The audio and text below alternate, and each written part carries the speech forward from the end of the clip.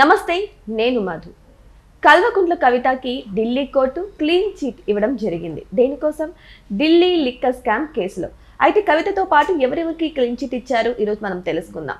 అంతేకాదు, మరి కవిత ఈ లిక్కర్ స్కామ్ నుంచి బయటపడడంతో మరి ఆవిడ భవిష్యత్తు ఎలా ఉండబోతుంది? మళ్ళీ తిరిగి బీఆర్ఎస్ లో చేరబోతుందా? ఈరోజైతే మనం తెలుసుకుందాం. ప్రస్తుతం మనతో పాటు ఉన్నారు senior journalist doctor Durga Vadlamani గారు. వారిని అడిగి మరిన్ని విషయాలను తెలుసుకుందాం. నమస్కారం మేడం. నమస్తే అండి మేడం, కల్వకుంట్ల కవిత గారికి ఢిల్లీ కోర్టు అయితే క్లీన్ చిట్ ఇవ్వడం అయితే జరిగింది. సో ఢిల్లీ లిక్కర్ స్కామ్లో ఆమె ప్రమేయం లేదు అని చెప్పేసి మరి ఇప్పుడు మళ్ళీ తిరిగి బీఆర్ఎస్లో చేరే అవకాశం ఉందా? ఎవరైతే ఇంతకు ముందు ఆవిడని తిట్టారో, ఈ లిక్కర్ స్కామ్ని ఆసరాగా చేసుకుని ఆవిడని చులకనగా చూశారో, ఇప్పుడు వాళ్ళకి బుద్ధి చెప్పే అవకాశాలు ఉన్నాయంటారా? ముందు అసలు కవితతో వాళ్ళ తండ్రి కేసీఆర్ మాట్లాడతారా? ఫస్ట్ అది. ఎందుకంటే ఆయన మాట్లాడలేదు, మీకు గుర్తుంటే కనుక. అయితే ఎందుకు మాట్లాడలేదు? కేసీఆర్ అనే వ్యక్తి పులిలో ఉండాల్సిన వాడు పిల్లిలా మారిపోవాల్సి వచ్చింది కూతురు కోసం. పార్టీని తీసుకెళ్ళి బీజేపీ కాళ్ళ దగ్గర పెట్టాడు. ఓకే, అలా పెట్టడం వల్ల ఇవాళ ఇప్పుడు బయటకు వచ్చిందా అంటే మనకు తెలియదు. ఎందుకంటే మనం కోర్టు తీర్పుల మీద మనం ఎలాంటి ఆరోపణలు కానీ లేదు ఎటువంటి కమెంట్స్ కానీ చేయకూడదు. కాబట్టి ఇవాళ ఆవిడకి క్లీన్ చిట్ వచ్చింది కాబట్టి మేబీ ఆవిడ నిర్దోషి. మీకు 2G స్పెక్ట్రమ్ కేసులో రాజా, తర్వాత ఇతను ఎవరు కనిమొళి వీళ్ళందరికీ డిసెంబర్ 21, 2017లో కోర్టు నిర్దోషులుగా ప్రకటించింది. అంటే కూతుళ్ళు అనేవాళ్ళు తప్పులు చేశారన్న ఆరోపణలతో జైలుకి వెళ్తారు. మళ్ళీ తర్వాత వాళ్ళు నిర్దోషులుగా బయటకు వస్తారు. ఆమె బయటకు వచ్చాక నిర్దోషిని ప్రకటించాక వాళ్ళ అన్న ఆయన Stalin, present DMK present Tamil Nadu ముఖ్యమంత్రి, చాలా ఘన స్వాగతం ఏర్పాటు చేశారు ఆవిడకి. తర్వాత తను కరుణానిధి దగ్గరికి వచ్చి అప్పా కేసు పోచప్పా అంది ఆవిడ. కేసు కొట్టేశారు నాన్నగారు అని చెప్పింది. నాకు బాగా గుర్తు ఆ సీను. అంటే ఒక రిలీఫ్ ఆవిడకి. కానీ మనం ఏం చెప్తాం? అసలు 2G స్పెక్ట్రంలో వాళ్ళు ఆర్థిక శాఖను కానీ న్యాయశాఖను కానీ న్యాయ నిపుణులను కానీ సంప్రదించకుండా యూనిటెక్ అలా కొన్ని కంపెనీలకు వాళ్ళు ఇష్టానికి అప్పట్లో ఇచ్చేశారు. అంటే చాలా తక్కువ ధరకి ఇచ్చేశారు. 120 to 2G అనమాట అది. దానివల్ల ఇంచుమించు 1700 బిలియన్ల నష్టం ఆర్థిక శాఖకు వచ్చిందంటే భారతదేశానికి వచ్చింది. ఎవరికి ఎంత వెళ్ళింది, ఎవరు ఏమయ్యారు మనకు తెలియదు. కానీ మీరు కనుక గమనిస్తే కనుకైతే ఒక చిత్రంగా ఒక అంశం మీరు చూడండి. నిర్దోషులుగా ప్రకటించాక వాళ్ళు బయటకు వచ్చాక వాళ్ళ లైఫ్ స్టైల్ మారిపోతుంది అమ్మాయిలది. కనిమొళి ఇప్పుడు కాటన్ శారీసే కడుతుంది ఆవిడ, అంటే హ్యాండ్లూమ్ శారీసే కడుతుంది. ఒంటి మీద పెద్దగా నగలు ఉండవు. మీరు అబ్జర్వ్ చేసుకోండి. అంతకుముందు ఉండే కనిమొళి వేరు, ఇప్పుడు వేరు. అదేవిధంగా కవిత కూడా. అంతకుముందు కవిత వేరు, ఇప్పుడు ఆవిడ అటైర్ మారిపోయింది. ఓకే, మీరు నన్నే ఎందుకు అడుగుతారు, మగవాళ్ళని అడుగుతారా ఇలాగని ఆవిడ విసుక్కున్నారు. కానీ ఒక ఏమనాలి, ట్రాన్స్ఫర్మేషన్. ఎందుకో నాకు అర్థం కాదు, అవసరం లేదు. ఇప్పుడు కవిత చిన్న ఆవిడే, she can enjoy her life. Kanimozhi పర్వాలేదు, మరీ పెద్ద ఆవిడ కాదు, మరీ చిన్న ఆవిడ కాదు. కానీ వాళ్ళ లైఫ్ స్టైల్ మారిపోతుంది అంటే బయటికి. సో ఇప్పుడు ఈరోజు కవితకి, తర్వాత ఇతను ఎవరు కేజ్రీవాల్కి, సిసోడియాకి, తర్వాత మాగుంట శ్రీనివాసరెడ్డి కొడుకు రాఘవరెడ్డి, అందరికీ క్లీన్ చిట్ వచ్చింది.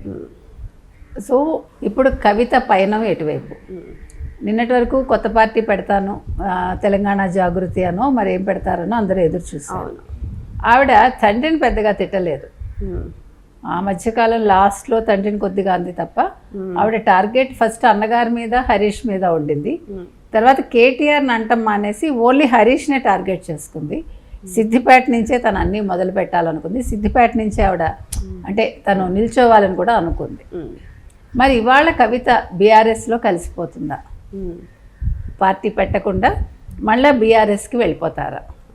అలా ఎలా వెళ్తారు మేడం? ఆల్రెడీ అందరి ముందర బీఆర్ఎస్ పార్టీని కానీ, వాళ్ళ అన్నని కానీ, హరీష్ రావుని కానీ, సంతోష్ రావు కానీ, వీళ్ళందరినీ దయ్యాలు అన్న రేట్లో తిట్టారు. ఒక క్లారిటీ అయితే ఇచ్చేశారు, వాళ్ళందరూ దయ్యాలు అన్నట్టు.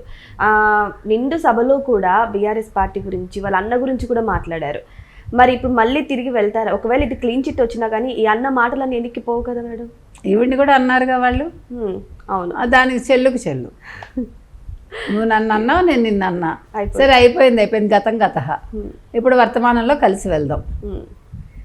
ఇప్పుడు ఎంత కలిసి వెళ్ళినా ఏం చేసినా they have to obey BJP. Okay, నీకు అర్థమైందా?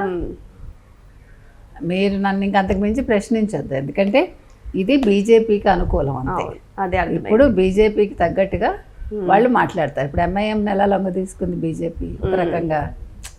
ఎక్కడికక్కడ రాజకీయాలు ఇలా అంటే దీని వెనక చాలా అర్థం వస్తుంది మేడం. అంటే బీజేపీలో వీళ్ళు ఇప్పుడు క్లోజ్ గా ఉండడం వల్ల క్లీన్ చిట్ వచ్చిందా అని మనకు తెలియదు. అందుకే నేను అంటున్నా, ఇంకా ఆ ఇష్యూకి వెళ్లకుండా ఇప్పుడు కవిత గురించే మాట్లాడదాం.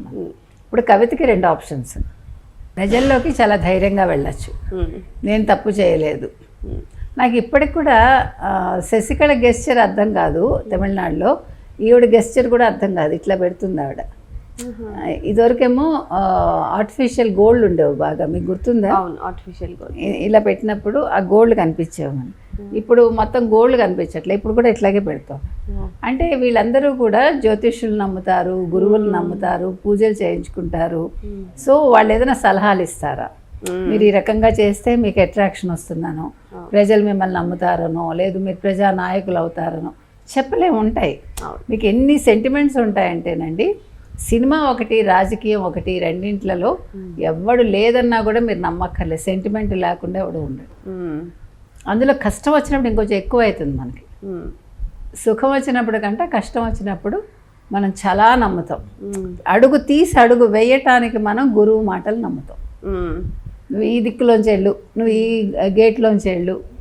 చాలామంది వాస్తుని నమ్ముతారు కదా. ఇల్లు ఎలా మార్చేస్తారంటే యూ కెనాట్ బిలీవ్. ఇప్పుడు మీకు ఉత్తరం వైపు ద్వారం ఉంది, కానీ మీరు తూర్పు వైపు నుంచి రావాలి.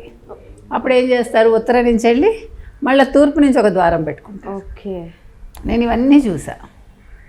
అంటే మనిషి ఆ టైంలో భయంతో మనం నమ్మకాలకే వెళ్ళిపోతాం. మన మీద మనకి నమ్మకం ఉంటే ఇవేవి అవసరం లే. నమ్మచ్చు ఏదైనా కూడా, మనం మనని మించి నమ్మకూడదు. ఏది అతి పనికి రాదు. ఇప్పుడు మీరు తెలుసుకోవటం తప్పులేదు, ఓకే ఇలా అవుతుందా అని అనుకోవటం తప్పులేదు, కానీ అందులో మూఢంగా వెళ్ళిపోవటం తప్పు. కాబట్టి ఇవాళ కవిత పయనం ఎటు, కవిత ఇండివిజువల్గా సొంత పార్టీ పెట్టుకుని ఇప్పుడు ధైర్యంగా ప్రజల్లోకి వెళ్తారా, లేదు తండ్రి దగ్గరికి వెళ్ళి నాన్నగారు నన్ను వాళ్ళు క్లీన్ చిట్ ఇచ్చేస్తారు కాబట్టి నేను మీతో ఉంటాను అంటే కేసీఆర్ అనుమతిస్తాడు. కానీ కేసీఆర్ కంటే ముఖ్యం కేటీఆర్ యాక్సెప్ట్ చేస్తారా, కేటీఆర్ కంటే ముఖ్యం హరీష్ రావు యాక్సెప్ట్ చేస్తారా, హరీష్ రావు కంటే ముఖ్యం సంతోష్ రావు యాక్సెప్ట్ చేస్తారా? We have to see. ఎందుకంటే ఒక మహిళ 4 పురుషులు, ఇది వారు అట్లా ఉంటుంది. కాబట్టి ఇప్పుడు ఇంకొకటి ఏంటంటే, నెక్స్ట్ ఎలక్షన్స్కి తను ఇండివిజువల్గా పోరాటం చేసి గెలిచి చూపిస్తుందా, అంటే ఎన్ని సీట్లు వస్తాయి, అప్పుడు బీజేపీతో ఆవిడ చేతులు కలుపుతారు. శపథం కూడా చేశారు కదా, గెలుస్తాను సిద్దిపేట నుంచి అంది. సిద్దిపేట నుంచి గెలవడం అంత తేలిక కాదు. ఎందుకంటే హరీష్ రావు అనే వ్యక్తి చాలా చేశాడు సిద్దిపేట. అది ఎవడొప్పుకున్నా ఒప్పుకోకపోయినా ఆయన వాళ్ళకి తలలో 4లాగా ఉంటాడు. ఇప్పుడు మనం ప్రత్యర్థి మీద కోపంతో మనం కొన్ని ఎన్నుకోకూడదు. నేను మీకు చెప్తున్నాను కదా, నేను కళ్ళతో చూశాను. నేను had been to Siddipet so many times. అందుకని మనం ఎప్పుడూ కూడా అలాంటి చోట్ల ఎన్నుకోకూడదు. మనకి ఎక్కడ ప్రజలు గుర్తిస్తారో అని చూసుకుని మనం గెలుపు గురించి ఆలోచించాలి. ఎవరినో ఓడించడం మనకు అవసరం లే. రాజకీయాల్లో ఎప్పుడు పగలతో వెళ్ళకూడదు. పగబెట్టుకుని మనం ఏదో అవ్వాలనుకోకూడదు. నేనేమిటో నిరూపించుకోవాలనుకుంటే పగ ఆటోమేటిక్గా తీరుతుంది. మీకు అర్థమైందా? ఎయిమ్ అనేది పగ మీద ఉండకూడదు, పీఠం మీద ఉండాలి. ఆ పీఠం చేజిక్కించుకున్నాక మనకి ఎవరి మీద పగ ఉందో అది ఆటోమేటిక్గా పోతుంది. ఏ రకంగా అయినా పోవచ్చు, మనమే గెలిచినట్టు అవుతుంది. కాబట్టి అది ఆ సూత్రం నేర్చుకోవట్లేదు రాజకీయ నాయకులు. ఎప్పుడు కక్షలు కార్పణ్యాలు, వాడేమన్నా చంపేయాలి, వీడేమన్నా పొడి చేయాలి, లేకపోతే వాడి సంగతి తేల్చాలి, వాడిని సీట్లోంచి దింపేయాలి. అవసరమా? ఇవి కాదు. నేను రాజకీయ నాయకుడిని అయ్యి ప్రజలకు ఇది చేయాలి అది చేయాలి, నా నియోజకవర్గం మొత్తం నియోజకవర్గాల కంటే కూడా అద్భుతంగా తయారు చేస్తాను అనుకుంటే ఎప్పటికీ మీరే మీ నియోజకవర్గంలో రాజులాగా ఉంటారు. Thank you.